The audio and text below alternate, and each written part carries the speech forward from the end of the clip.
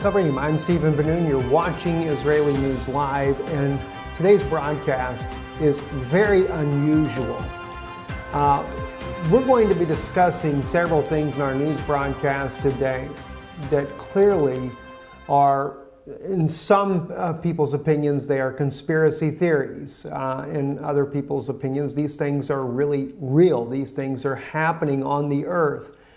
But we're also going to be looking at this from a prophetic standpoint, something that I discovered recently written in the book of Enoch, a book that, well, in some circles of Christianity and in Judaism, that the book of Enoch is not part of the Bible, but yet it's clearly part of the Ethiopic scriptures. It was even part of the Qumran community, where there has been many fragments, including an incomplete scroll of the book of Enoch that was discovered. So the Jewish people did accept the book of Enoch as an authoritative biblical scripture at one time, and in many Bibles it still is there, including even the Et Sefer that Dr. Stephen Pidgeon has put out as well, where he put this book back in the Bible. So we're going to be looking at some things from there, and we're going to even be looking at some articles that have been considered well, some might say it's fake news, some might say it's satire. Regardless of the case, there may be some very truth to it, and this is why I wanted to talk to you about these things. Antarctica has really become a major subject in recent, well, in fact, in the last year, even more so. There's been every kind of conspiracy theory that it is a place for a massive alien base. This is where aliens go at. We know of the one of the former military officers, Byrd, who fought a conflict near Antarctica and lost a lot of men, claiming that there were flying discs, flying saucers coming out of the Antarctica. And just there's all kinds of evidence that is legitimate evidence that clearly seems to show that the Antarctica is certainly a base of some sort. The Germans also, under Adolf Hitler, had a base down at Antarctica. There's all kinds of things that are going on in this region of the world, and this year, or actually last year, when the election, John Kerry himself disappeared down to the Antarctica during the very day of election. But what was really strange is that when John Kerry went down there, he goes to New Zealand right afterwards, and there was a massive earthquake inside of New Zealand. I'm going to share with you, you can see some of the images here on this article here from the New York Times. They'll show you some of the images of the earthquake itself. 7.8 magnitude earthquake. The earthquake was very, very shallow, and in one article that we saw that would probably be considered satire, that they have written and stated that the reason why the earthquake happened was because John Kerry did a last-ditch effort and went down to Antarctica to try to meet with the, well, as they put it there, he was meeting with the Guardians. And the Guardians had rejected his plea to put Hillary Clinton in the White House. Instead, Donald Trump would become the next president of the United States. Now, I realize that it sounds so far-fetched, sounds so crazy, in fact, to even think of that. And then, of course, they said that the earthquake at New Zealand, where he went immediately after the Antarctica visit, was a warning to him not to come back again. Well, that's what they also said in the article. Those of you that remember, here is a picture here of the Patriarch Kirill. Patriarch Kirill is also the head of the Eastern Orthodox Church, who went also to Antarctica on a very unexpected trip after he met with Pope Francis in Cuba. And Pope Francis gave him a secret document. Never was revealed exactly what was in the document, but it was the first time the two leaders of the both East and Western Orthodox churches had met together to try to mend their relationship. He goes to South America afterwards, and then the unexpected trip to Antarctica.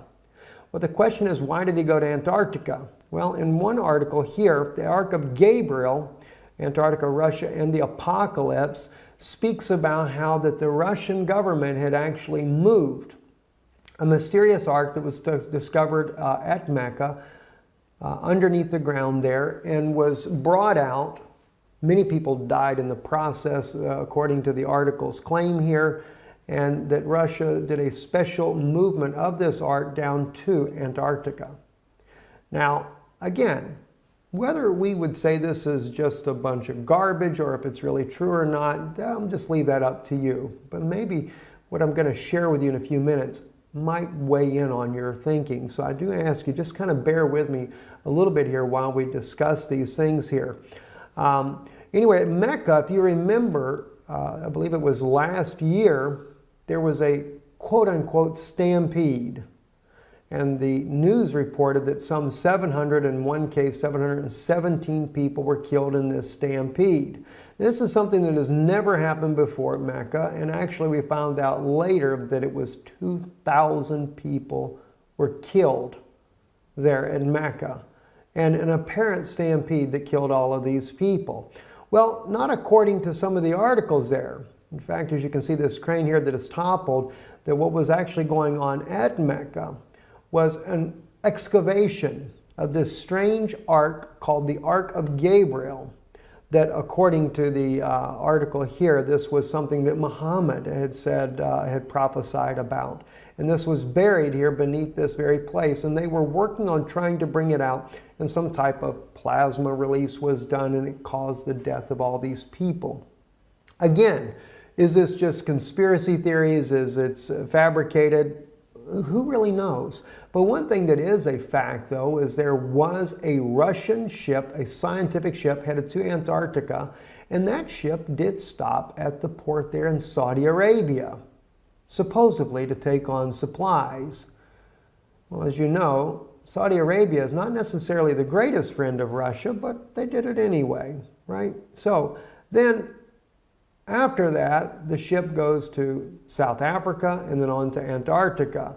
So they did stop and pick something up in Saudi Arabia. So maybe the article has got some truth in it after all. And then right after this ship goes to Antarctica, this is when Kirill suddenly goes down there to visit the one and only Eastern Orthodox Church at the Antarctica.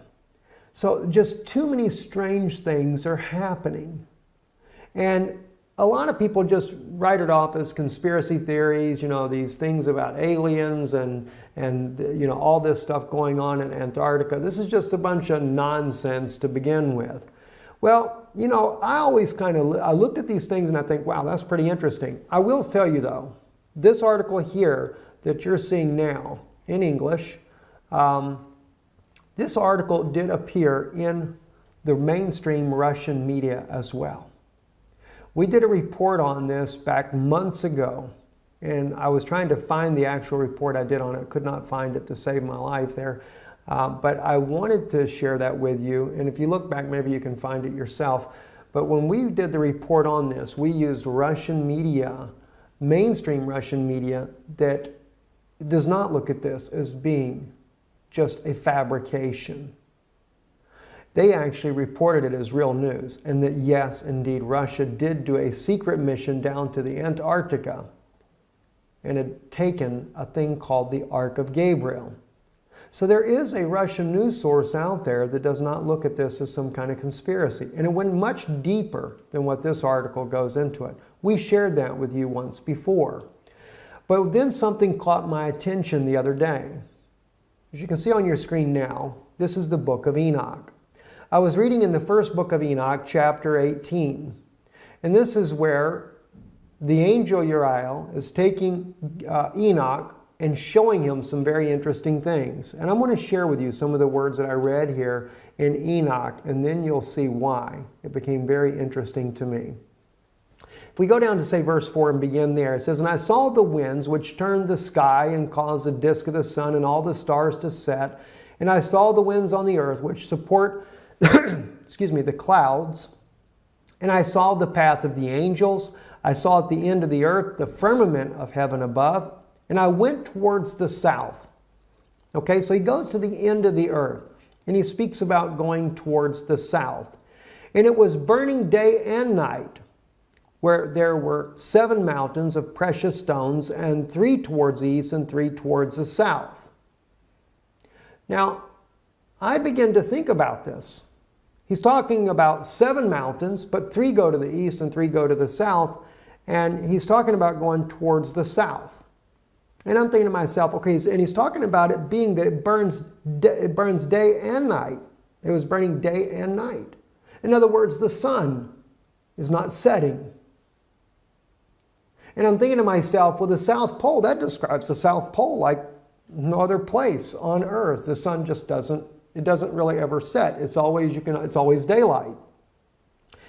And so it really caught my attention. But then he mentioned about the 7 mountains. And of course he talks about the stones, etc. But then he says east and 3 go to the south. Well, that really got my attention. So I thought to myself, okay, is there a place down at the Antarctica that would kind of match this type of description? Well, oddly enough, there is. It's Mount Vincent. Now, you have to keep in mind what you're looking at here on your screen. You have Mount Vincent right here. It is called the Seven Summit. There are 3 going south. Now, you would say these are 3 to the west. It's actually described as southeast and southwest. But keeping in mind, when Enoch went here, the earth had not been tilted off its axis. So therefore, north and south, east and west was a bit different, right? And if you take and tilt the earth back the way it would have been, this will go just like that. And then you would have the 3 peaks, as it speaks about here, and we have the summit here, 3 peaks here. Those would go down to the south, just as he describes, and these here, the 3, would go to the east, just as he describes there. The 7 mountains, the 7 summits, and 3 to the east and 3 to the south. That really began to make sense. But the words here in Enoch get a little bit more strange though. And as I read on, it says, and those towards the east were of colored of stone and was of pearl, and one of a healing stone, and those towards the south of a red stone. And the middle one reached to heaven like the throne of the Lord, and stibium, and the top of the throne was a sapphire. And I saw a burning fire, and what was in all the mountains. Now, keeping in mind, the middle one was the tall one. And of course, at Mount Vincent, that's exactly the way it is. Mount Vincent is the tallest mountain. Now, I can't say that this is conclusively correct. I'm putting this here before you as a conjecture, something for you to think about, just something that I find very fascinating in line with all these anomalies that are happening at Antarctica, all the weird things that are going on. John Kerry, I mean, gosh, he did more than 1 visit down to the Antarctica here. Why? What's going on? Now, when I first looked at this, I'm thinking Planet X. They're going down there because they can see Planet X coming.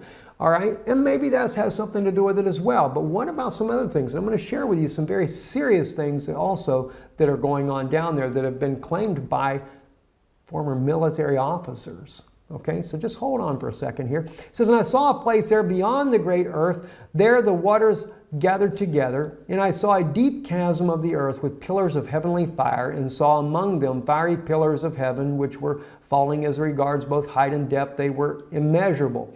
And beyond this chasm, I saw a place, and it had neither the sky above it, nor the foundation of earth below it, and there was no water on it, and no birds, but it was a desert place. Now, I'm sure now when you read this part here, well, that throws that out. Must have been out in Saudi Arabia somewhere. Maybe not. Maybe not, guys. Let's take a look at something else here that's very, very interesting. All right, let's go actually to the 7summits.com website. And this is about Antarctica, and it's about Mount Vincent, and it talks about it being the tallest mountain, etc. Let me read to you the Antarctica facts, though. Besides the mountain summit, if you go down here to say about right up under the blue right here on your screen, the snowfall in Antarctica is so minimal that the continent has been called the world's coldest desert. The interior receives less than 3 centimeters, in other words, less than 1 inch of precipitation a year, making it the driest continent on Earth. The Antarctic dry valleys in Victoria Land are among the driest places on Earth. Some scientists believe that no rain has fallen there for 2 million years. Astronauts have visited the dry valleys because of their similarity to lunar landscapes. Isn't that interesting? They call it the coldest desert on Earth. Well, maybe Enoch has got something when he said it was a desert. All right? As he called it, there was no water on it and no birds, but it was a desert place. Well, there are no birds. There are no penguins when you get that deep into Antarctica. There's just no life at all. And a terrible thing I saw there, 7 stars like the great burning mountains, and like a spirit questioning me, the angel said, "This is the place of the end of heaven and earth. This is the prison for the stars of heaven and the host of heaven and the stars which roll over the fire. These are the ones which transgress the commandment of the Lord from the beginning of their rising, because they did not come out at their proper times. And he was angry with them and bound them until the time of consummation of their sin in the year of mystery."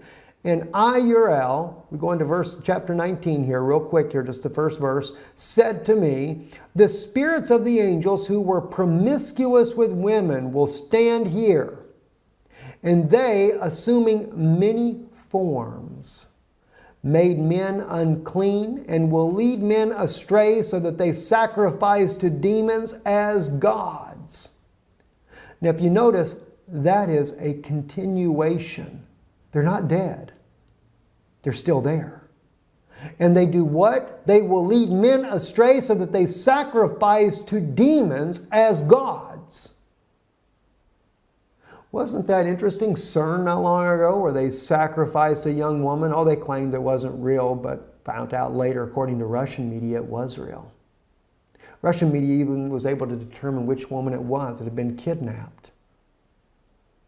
That was by not just so much the media, it was actually Russian intelligence officers that determined this information, but it was in Russian news, and we shared that with you here on Israeli News Live. So they sacrifice to demons as gods. They will stand there until the great day of judgment, on which they will be judged, so that an end will be made of them. But they still have very much access to men on this earth, and they are leading them astray, and they can they assuming many forms. That's pretty wild. I mean, I've never seen anything like this in my life. And the point is that I make here, when we look in chapter 18, it appears to be, and it could be completely somewhere else different on the earth. All right, I'm just saying this as a conjecture to you to consider this. But it appears to be that Antarctica is that region that he's speaking of. For one, it has to be a place that's burning day and night. That sun is where they can see day and night. It seems to really match up, and that's what's really, really fascinating, in my opinion, there. And again, just like the mountains, if you were to take into consideration the antediluvian destruction that tilted the earth off its axis and put the earth back right on its axis, and then look at the peaks here on the map in behind you here, then you would actually have, just as it describes there in Enoch, 3 to the south and 3 to the east. Three peaks on a 7-summit mountain range, and of course the middle one being the tallest.